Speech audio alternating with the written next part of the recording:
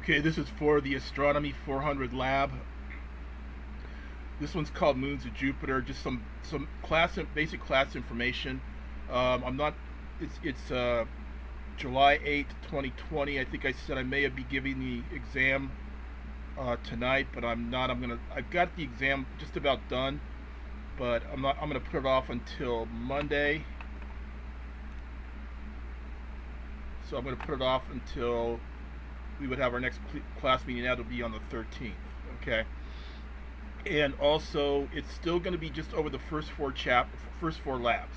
The lab on the supernova and the lab we're going to do today, these would be on the final. Okay, so it's just going to be over the first four labs that we've done. And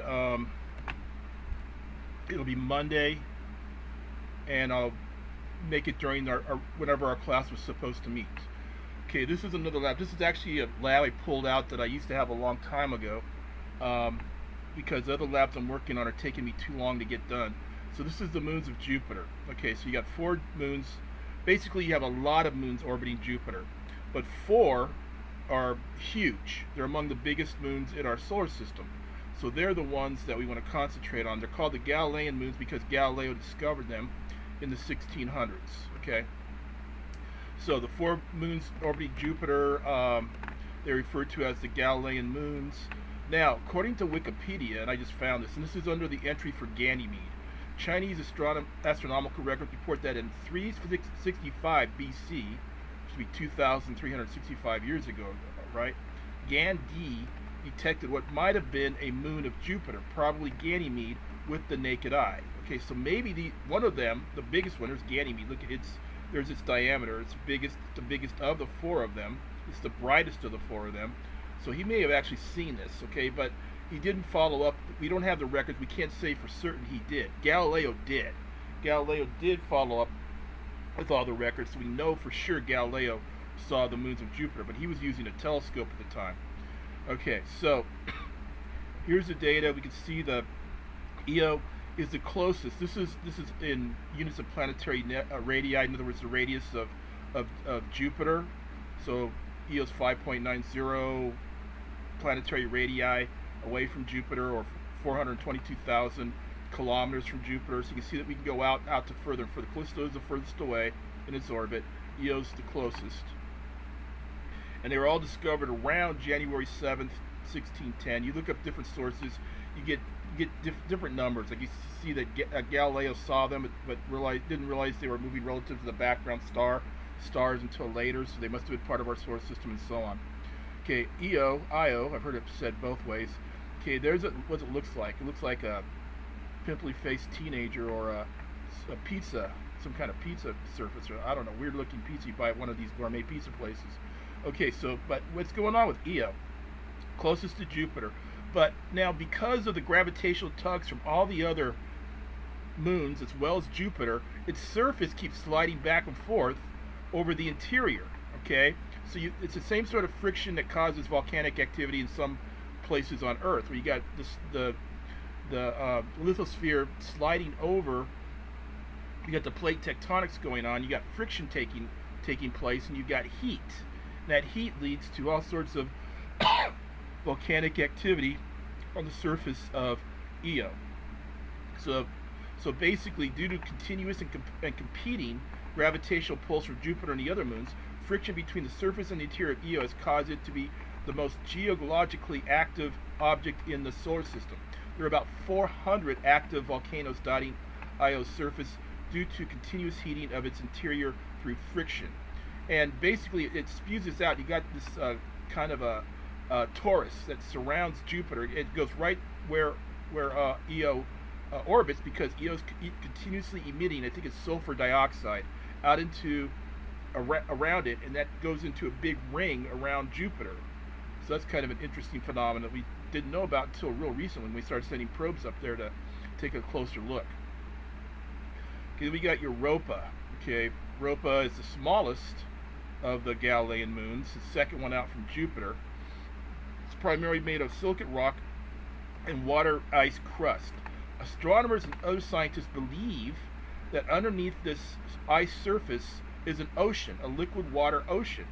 Why is that important? Well, because that's what we believe is a very necessary ingredient for life. We really don't know 100% positive that liquid water exists anywhere else in our solar system besides Earth. We know ice exists, we know water vapor exists.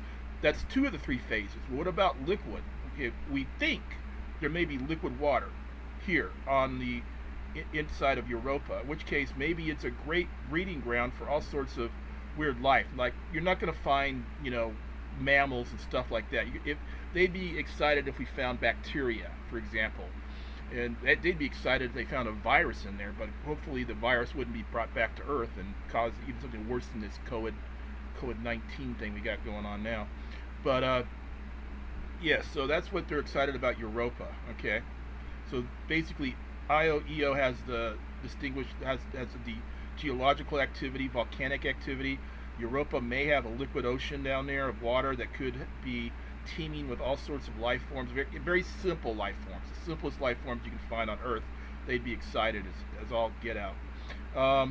Ganymede and then Callisto, they're kind of twins. Okay, Ganymede is the 3rd Galilean moon from out. It's also the largest. It happens to be the 8th largest object in the solar system. You say, wait a second, let's do some math here. You got the sun, which is the largest, and you got 8 planets. So how could it be the 8th largest? Well, because it's actually larger than Mercury. Okay, so actually it would take Mercury's place in that hierarchy. Wait a second, that'd make it the 9th largest. Anyway, it's the 8th largest. It's just a little bit bigger than Mercury. I'm gonna have to check the 8th largest. I got to think about that. But it's bigger than Mercury. Okay, so it's one of the largest objects among all the millions and not millions, maybe thousands and thousands of objects in our solar system. It's the 8th largest. So it's huge. It's the largest of the moons. Okay, Ganymede. This is from Wikipedia. I got tired of writing stuff. So I said this is where it came from. So this came from Ganymede's page on Wikipedia. Ganymede is composed of approximately equal amounts of silicate rock and water ice. It is a fully differentiated body. So what that means, like the Earth, the differentiation means the iron sank into the middle of the core, so the heavier material goes to the middle.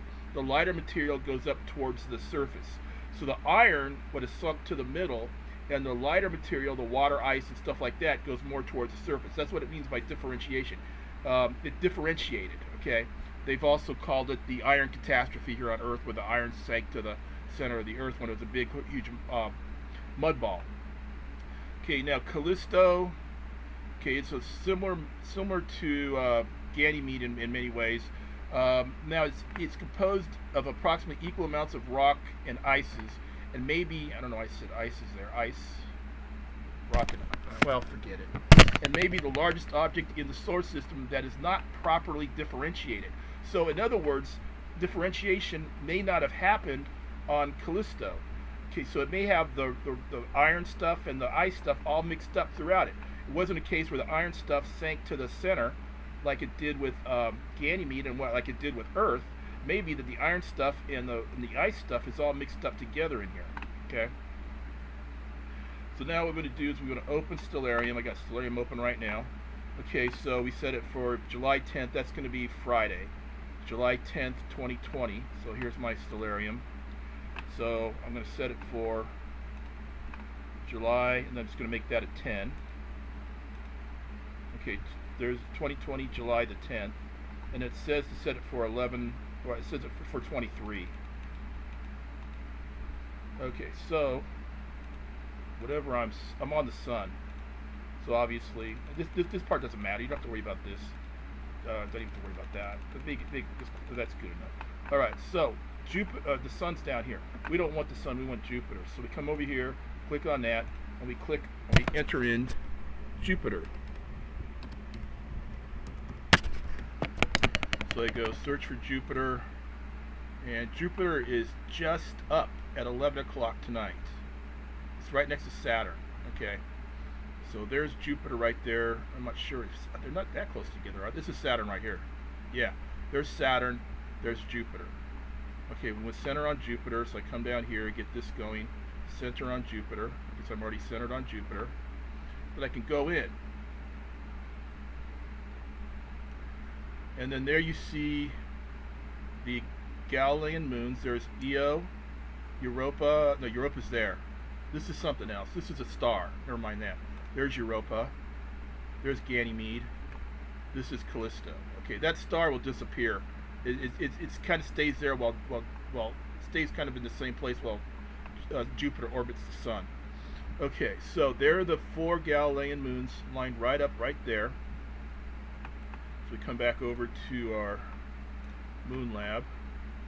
Okay, and you may see more here. We're just talking about the Galilean moons here. But if you go in close enough, look at that. There's another one there that they're mentioning here. This one here. Look at the magnitude of that, 14.05. You need a powerful telescope to see that. Okay, so we're not talking about that guy. You see Io. Remember this magnitude is 5. Okay, 5.00. Europa is 5.26. Ganymede is 4.57. Okay. So this one's very dim. Okay, so but it shows up there, but that's not one we're interested in right now. Okay, so now sketch Jupiter and their moons as they would look like in the sky, but you're seeing them on Stellarium.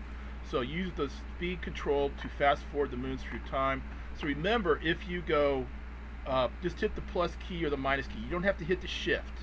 Okay, Stellarium recognizes if you hit the one that has equals and plus on it, it recognizes that one as a plus without having to hit the shift sign. Okay, and if you hit control, you can go up an hour at a time. If you hit plus, you can go up a day at a time.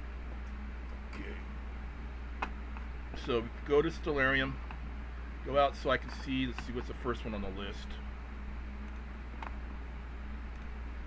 Callisto. Okay, so now if we do it by days, so I'm going to do. I'm just hitting a plus. I hit the equal plus, and I did not hit the shift. Boom. See, watch. Let me go. I hit a minus. I go back to where I was. So watch, like right here. Let me get rid of this. Watch down here. See, I'm going to go up. There's July 10th. When I hit the plus, that'll go to the 11th. 11th. So we went up a day. Okay, and then Callisto, and then we're not centered on Jupiter probably anymore. So you got to make sure you stay centered on Jupiter. I was clicking all over the place. So there's Ganymede. Let me go out a little bit. What I want to do is find where Ganymede looks like. So it looks like it's going back in towards. So I'm going back. Okay, right there, someplace in there. And if you go control, you can go up just by an hour. Okay, so let's see. Right now we're at 23. If I hit control plus, there's 0. We're after midnight now, and Ganymede's kind of. And then remember, we're also looking at it as Earth rotates. That's why it's going to rock up and down. So let me try to get Ganymede when it's furthest away. Oh, I forgot to turn something off. Oh, I got both these guys still on. Okay, you got to turn off the Earth and the atmosphere. Okay. So Ganymede, if I'm going hour, it doesn't move much. So Ganymede, you might be able to stick with just the days. Okay, so I'm going to stick with days with Ganymede. So there's Ganymede going back in towards, so I go back out. So it looks like it got out to the furthest here, and now we're 1 day, 2 day, 3 day, 4 day, 5 days, 6 day, 7 day, 8 day, 9 day.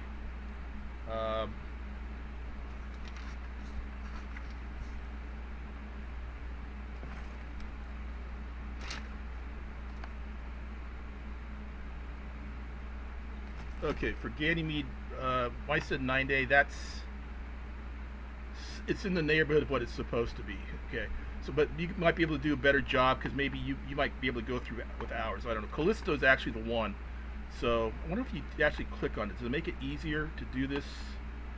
So if I go plus, where's Callisto? No, I'm getting confused now. Never mind. That's not the best way to do it. The best way to do it is to stay on Jupiter. There's Jupiter. Okay. So let me center on Jupiter again. So I hit plus. So Callisto's coming back in towards. So let me go minus.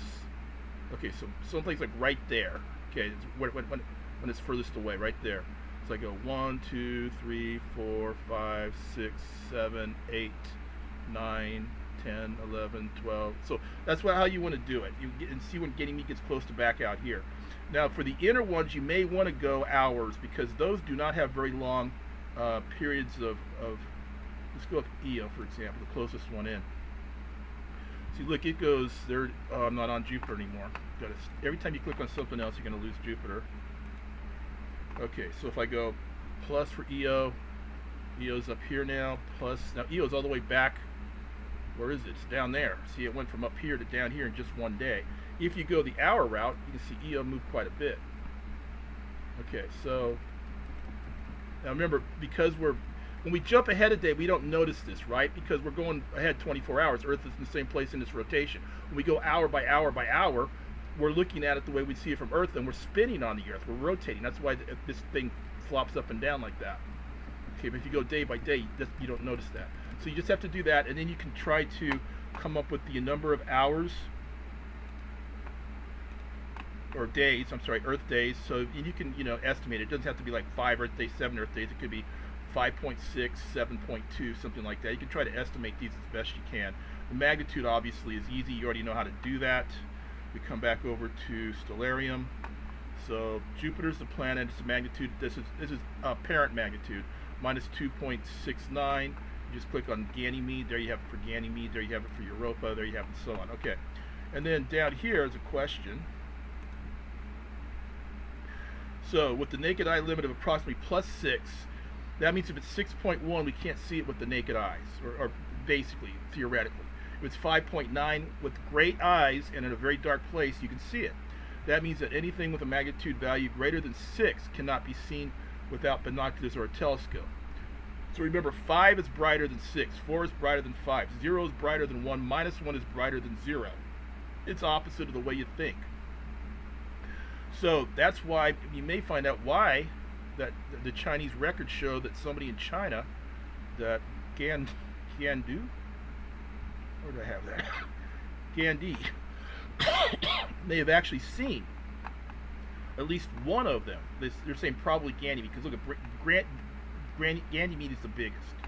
Okay, so again, there's the Moons of Jupiter lab. I'll put it up on the website, and the exam is only going to be over the first four labs. It's not going to cover the lab on the supernova. It's not going to cover this lab we're looking at right now, and then the 2 labs I got working on are taking me forever. But okay, so anyway, let me stop now. Let me upload everything and then move on.